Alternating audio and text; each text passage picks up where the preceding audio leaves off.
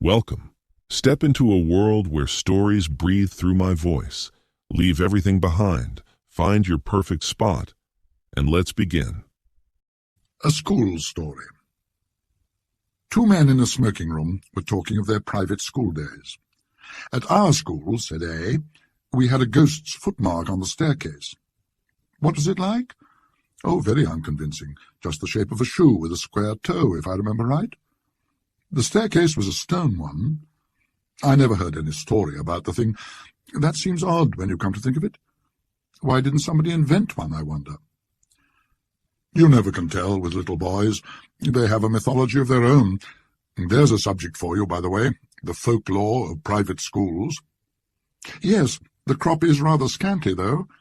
I imagine if you were to investigate the cycle of ghost stories, for instance, which the boys at private schools tell each other, they'd all turn out to be highly compressed versions of stories out of books. Nowadays the Strand and Pearson's and so on would be extensively drawn upon. No doubt. They weren't born or thought of in my time. Let's see.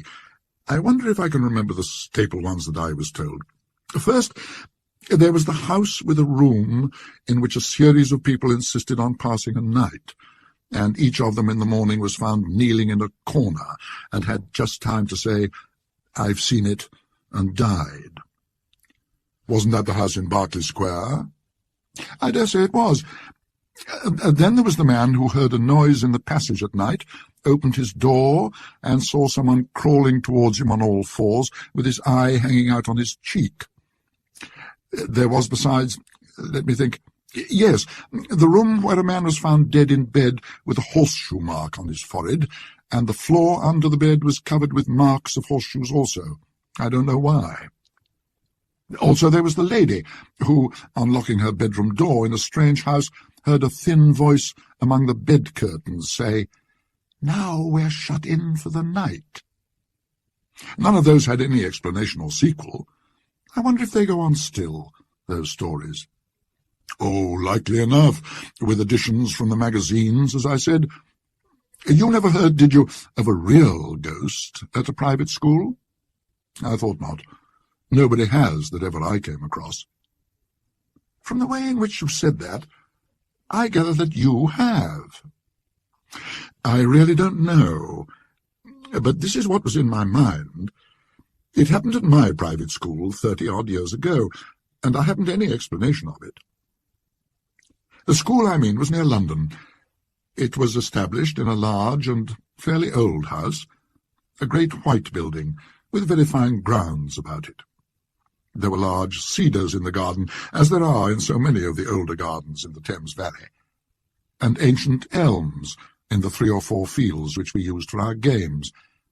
I think probably it was quite an attractive place, but boys seldom allow that their schools possess any tolerable features. I came to the school in September, soon after the year 1870, and among the boys who arrived on the same day was one whom I took to, a Highland boy, whom I will call MacLeod. I needn't spend time in describing him. The main thing is that I got to know him very well. He was not an exceptional boy in any way, not particularly good at books or games, but he suited me. The school was a large one. There must have been from 120 to 130 boys there, as a rule, and so a considerable staff of masters was required, and there were rather frequent changes among them. One term, perhaps it was my 3rd or 4th, a new master made his appearance. His name was Sampson. He was a tallish, stoutish, pale, black-bearded man. I think we liked him. He'd travelled a good deal, and had stories which amused us on our school walks, so that there was some competition among us to get within earshot of him. I remember, too, dear me, I've hardly thought of it since then, that he had a charm on his watch-chain that attracted my attention one day, and he let me examine it. It was, I now suppose, a gold Byzantine coin.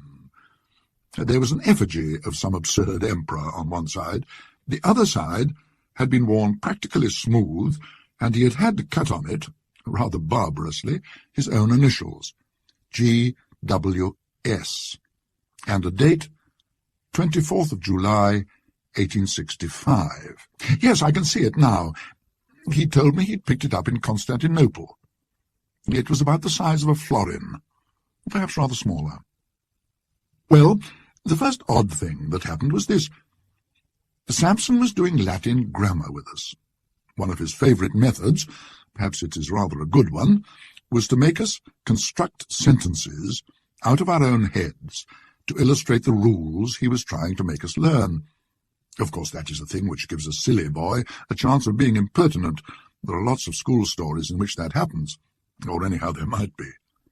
But Samson was too good a disciplinarian for us to think of trying that on with him. Now, on this occasion, he was telling us how to express remembering in Latin, and he ordered us each to make a sentence bringing in the verb memini, I remember. Well, most of us made up some ordinary sentence, such as, I remember my father, or he remembers his book, or something equally uninteresting. And I dare say a good many put down memino librum meum, and so forth. But the boy I mentioned, MacLeod, was evidently thinking of something more elaborate than that. The rest of us wanted to have our sentences passed and get on to something else, so some kicked him under the desk, and I, who was next to him, poked him and whispered to him to look sharp. But he didn't seem to attend. I looked at his paper and saw he had put down nothing at all. So I jogged him again, harder than before, and upbraided him sharply for keeping us all waiting. That did have some effect. He started and seemed to wake up, and then very quickly he scribbled about a couple of lines on his paper and showed it up with the rest. As it was the last, or nearly the last, to come in, and as Samson had a good deal to say to the boys who had written Meminiscimus Patri Meo and the rest of it, it turned out that the clock struck 12 before he had got to MacLeod, and MacLeod had to wait afterwards to have his sentence corrected. There was nothing much going on outside when I got out, so I waited for him to come. He came very slowly when he did arrive, and I guessed there'd been some sort of trouble. "Well," I said, "what did you get?" "Oh, I don't know," said MacLeod, "nothing much. But I think Samson's rather sick with me." "Why? Did you show him up some rot?" "No fear," he said. "It was all right as far as I could see. It was like this. Memento, that's right enough for remember, and it takes a genitive. Memento putei inter quatuor taxos." "What silly rot," I said. "What made you shove that down? What does it mean?" "That's the funny part," said MacLeod. "I'm not quite sure what it does mean. All I know is, it just came into my head and I corked it down. I know what I think it means, because just before I wrote it down, I had a sort of picture of it in my head. I believe it means, remember the well among the four, what are those dark sort of trees that have red berries on them? Mountain ashes, I suppose you mean?" "I never heard of them," said MacLeod. "No, I'll tell you. Yews." "Well, and what did Samson say?" "Why, he was jolly odd about it. When he read it, he got up and went to the mantelpiece and stopped quite a long time without saying anything, with his back to me. And then he said, without turning round and rather quiet, 'What do you suppose that means?' I told him what I thought, only I couldn't remember the name of the silly tree, and then he wanted to know why I put it down, and I had to say something or other, and after that he left off talking about it, and asked me how long I'd been here, and where my people lived, and things like that, and then I came away. But he wasn't looking a bit well." I don't remember any more that was said by either of us about this. Next day MacLeod took to his bed with a chill or something of the kind, and it was a week or more before he was in school again. And as much as a month went by without anything happening that was noticeable. Whether or not Mr. Samson was really startled, as MacLeod had thought, he didn't show it. I am pretty sure, of course, now, that there was something very curious in his past history, but I'm not going to pretend that we boys were sharp enough to guess any such thing. There was one other incident of the same kind as the last which I told you. Several times since that day we had had to make up examples in school to illustrate different rules, but there had never been any row, except when we did them wrong.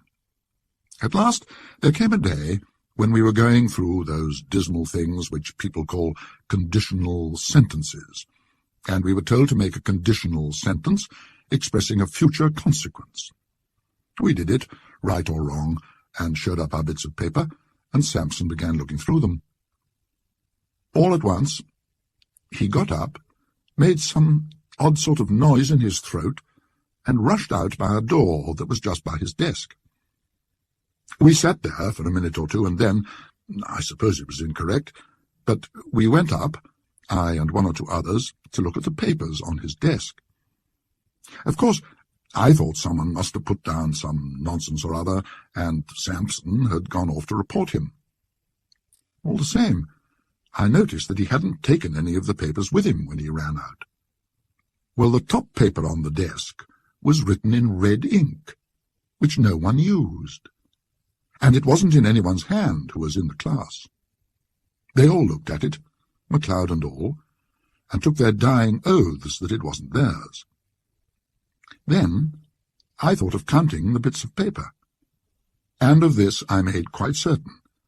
There were 17 bits of paper on the desk, and 16 boys in the form. Well, I bagged the extra paper, and kept it, and believe I have it now. And now you'll want to know what was written on it. It was simple enough, and harmless enough, I should have said. Si tu non veneris ad me, ego veniam ad te, which means, I suppose, if you don't come to me, I'll come to you. Could you show me the paper? Interrupted the listener. Yes, I could. But there's another odd thing about it. That same afternoon I took it out of my locker. I know for certain it was the same bit, for I made a finger mark on it, and no single trace of writing of any kind was there on it. I kept it, as I said, and since that time I've tried various experiments to see whether sympathetic ink had been used, but absolutely without result. So much for that. After about half an hour, Samson looked in again, said he had felt very unwell, and told us we might go. He came rather gingerly to his desk, and gave just one look at the uppermost paper, and I suppose he thought he must have been dreaming. Anyhow, he asked no questions. That day was a half-holiday, and next day Samson was in school again, much as usual. That night, the third and last incident in my story happened. We, MacLeod and I, slept in a dormitory at right angles to the main building. Samson slept in the main building on the first floor. There was a very bright full moon. At an hour, which I can't tell exactly, but sometime between 1 and 2, I was woken up by somebody shaking me. It was MacLeod, and a nice state of mind he seemed to be in. "Come," he said, "come, there's a burglar getting in through Samson's window." As soon as I could speak, I said, "Well, why not call out and wake everybody up?" "No, no," he said, "I'm not sure who it is. Don't make a row. Come and look." Naturally, I came and looked, and naturally, there was no one there. I was cross enough, and should have called MacLeod plenty of names, only I couldn't tell why. It seemed to me that there was something wrong, something that made me very glad I wasn't alone to face it. We were still at the window looking out, and as soon as I could, I asked him what he had heard or seen. "I didn't hear anything at all," he said, "but about 5 minutes before I woke you, I found myself looking out of this window here, and there was a man sitting or kneeling on Samson's windowsill, and looking in, and I thought he was beckoning." "What sort of a man?" MacLeod wriggled. "I don't know," he said, "but I can tell you one thing. He was beastly thin, and he looked as if he was wet all over. And, he said, looking round and whispering as if he hardly liked to hear himself, I'm not at all sure that he was alive. We went on talking in whispers some time longer, and eventually crept back to bed. No one else in the room woke or stirred the whole time. I believe we did sleep a bit afterwards, but we were very cheap next day. And next day, Mr. Sampson was gone, not to be found. And I believe no trace of him has ever come to light since. In thinking it over, one of the oddest things about it all has seemed to me to be the fact that neither MacLeod nor I ever mentioned what we had seen to any third person whatever. Of course, no questions were asked on the subject, and if there had been, I'm inclined to believe that we could not have made any answer. We seemed unable to speak about it. That is my story, said the narrator. The only approach to a ghost story connected with the school that I know, but still, I think, an approach to such a thing. The sequel to this may perhaps be reckoned highly conventional, but a sequel there is, and so it must be produced. There had been more than one listener to the story, and in the latter part of that same year, or of the next, one such listener was staying at a country house in Ireland. One evening, his host was turning over a drawer full of odds and ends in the smoking room. Suddenly he put his hand upon a little box. Now, he said, you know about old things. Tell me what that is. My friend opened the little box, and found in it a thin gold chain with an object attached to it. He glanced at the object, and then took off his spectacles to examine it more narrowly. What's the history of this? He asked. Odd enough, was the answer. You know the yew thicket in the shrubbery? Well, a year or two back we were cleaning out the old well that used to be in the clearing here. And what do you suppose we found? Is it possible that you found a body? Said the visitor with an odd feeling of nervousness. We did that. And what's more, in every sense of the word, we found two. Good heavens, two? Was there anything to show how they got there? Was this thing found with them? It was, among the rags of the clothes that were on one of the bodies. A bad business, whatever the story of it may have been. One body had the arms tight round the other. They must have been there 30 years or more, long enough before we came to this place. You may judge we filled the well up fast enough. Do you make anything of what's cut on that gold coin you have there? I think I can, said my friend, holding it to the light, but he read it without much difficulty. It seems to be GWS, 24th of July, 1865. I hope you felt every word of this journey, just as deeply as I felt telling it to you. If you want to stay part of the story, hit subscribe and ring the bell. Something even more captivating is already on its way. Until next time.